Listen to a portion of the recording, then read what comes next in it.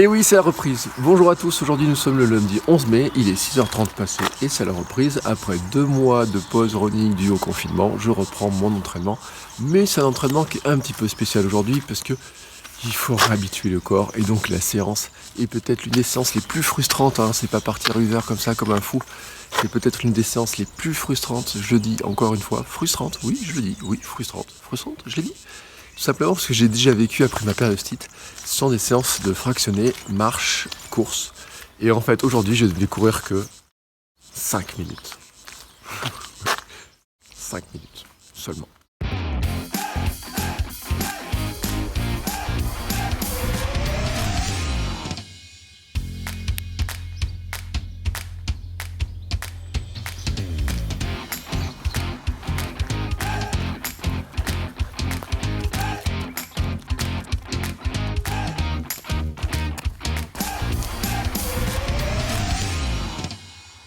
La séance déjà terminée, 5 fois 1 minute.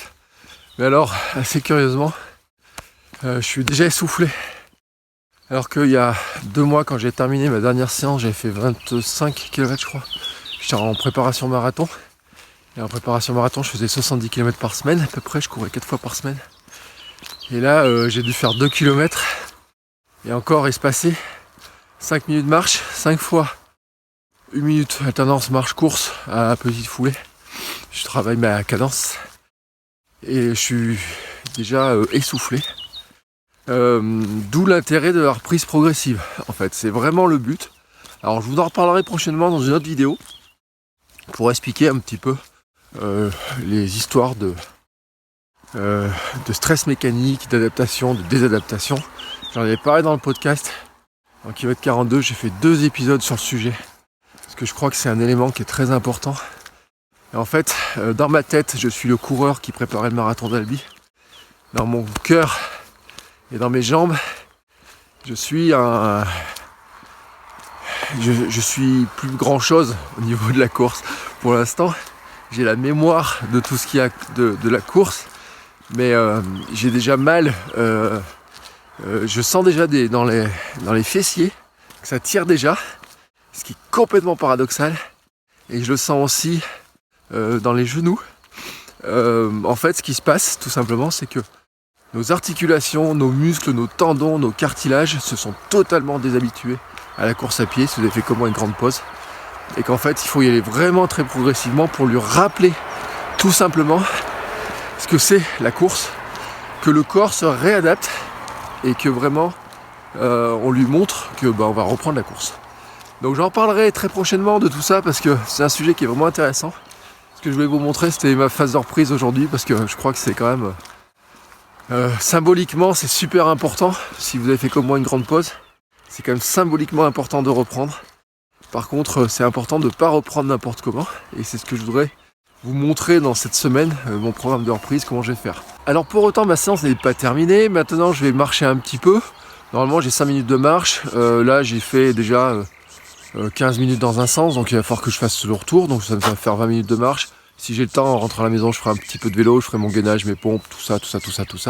Et puis surtout, je vais faire quelques photos pour immortaliser ce moment, parce que en fait, ce qui est vraiment le plus important dans ce jour, finalement, c'est de pouvoir reprendre, de pouvoir ressortir, pas besoin de faire une attestation, quoi que ce soit. On n'a pas l'impression non plus de ne pas respecter des lois ou quoi que ce soit. Voilà, moi pendant le confinement, j'ai fait vraiment, je n'ai fait aucune sortie running pendant le confinement. J'ai fait du sport à la maison, on est sorti très peu. On n'a pas mis les pieds dans un supermarché. Une fois, je suis dans un magasin bio, chercher quelque chose. On a fait du drive, on a fait de la livraison à domicile, on a fait plein de choses comme ça. Et là, aujourd'hui, c'est vrai que c'est le premier jour où je ressors vraiment, sans attestation, sans raison d'aller faire les courses ou quoi que ce soit, juste pour aller courir. Donc je vais en profiter un petit peu. On entend les oiseaux. Il fait pas très beau, mais on est pas mal non plus. Donc je vais faire quelques photos, immortaliser un petit peu ce moment-là, protéger ça sur Instagram, et puis rentrer tranquillement à la maison, prendre le petit déjeuner, retrouver ma femme et ma fille. Et voilà, ça sera une belle journée qui commence comme ça. Et demain, rebelote, parce que le principe de ce programme-là, en fait, c'est de ne pas aller courir une fois de temps en temps, c'est d'aller courir 4 à 6 fois par semaine, mais vraiment avec des petites blocs comme ça. Et en fait, ce qui va se passer, c'est qu'au fur et à mesure, la longueur des blocs de course vont, eux, augmenter. Et petit à petit, je vais arriver à courir une demi-heure. Mais en fait, c'est pas cette semaine. Hein. Voilà, c'est vraiment pas cette semaine. Alors bien entendu, tout ça peut vous sembler extrêmement frustrant, mais le but en fait, c'est vraiment de reprendre extrêmement doucement, parce que comme le corps n'est pas adapté, le risque en fait, c'est la blessure, c'est le surentraînement sans s'entraîner vraiment beaucoup. Donc le but, c'est de reprendre vraiment doucement, éviter de devoir aller voir un ostéo ou un kiné en disant j'ai mal partout dans 1, 2 ou 3 semaines, de faire remonter petit à petit la capacité d'entraînement. Et ensuite, sur le mois de juin, on pourra courir plus normalement. Et sur le mois de juillet, août, j'aurai retrouvé mon niveau qui était le mien avant la pause, c'est-à-dire au mois de mars. Alors ensuite, il restera bien sûr une question de savoir quelles sont les courses qu'on peut préparer, quels sont les objectifs qu'on peut préparer.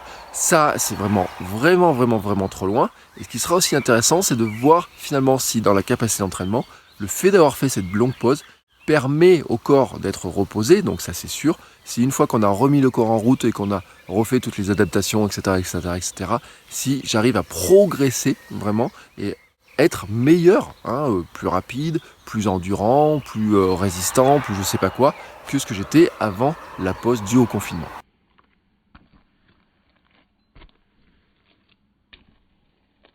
Ah oui, et j'ai oublié de vous préciser aussi que cette semaine, comme je ne peux pas courir beaucoup, je vais faire plutôt un travail technique, travail de la foulée, travail de pas, travail de cadence. Vraiment reprendre des bonnes bases, vraiment faire les gammes aussi, des petites foulées bondissantes, travailler vraiment sur le nombre de pas, essayer de compter vraiment la fréquence. Essayer de poser le pied, de vérifier la pose du pied, de vérifier tous ces éléments comme ça, vraiment du petit travail technique, puisque comme je peux courir qu'aujourd'hui 5 fois une minute, autant que ces 5 fois une minute, ça soit vraiment fait en cadence, vraiment bien concentré, vraiment en faisant attention à mon mouvement et vraiment pour me caler sur vraiment les bons mouvements techniques, travail de bras aussi, des fois j'oublie de travailler les bras, et vraiment pour reposer des bonnes bases et vraiment repartir sur des très bonnes bases. Bon, bien entendu, j'en parle de ça très bientôt. Je vais finir là maintenant cette vidéo, je vais rentrer tranquillement à la maison. Vous retrouverez toutes les informations dans une playlist qui sera quelque part par ici. Je vais faire évoluer la playlist en fonction de ma reprise et tous les exercices que je vais faire, mais aussi bien entendu des notions un peu plus techniques. Je vais vous faire quelques petites courbes pour montrer un petit peu à quoi tout cela correspond. Et on se retrouve donc très bientôt dans la playlist et dans de nouvelles vidéos. N'hésitez donc pas à suivre les liens, abonnez-vous, activez la petite cloche et on se retrouve très bientôt. Entretenez votre énergie, progressez tous les jours. Ciao.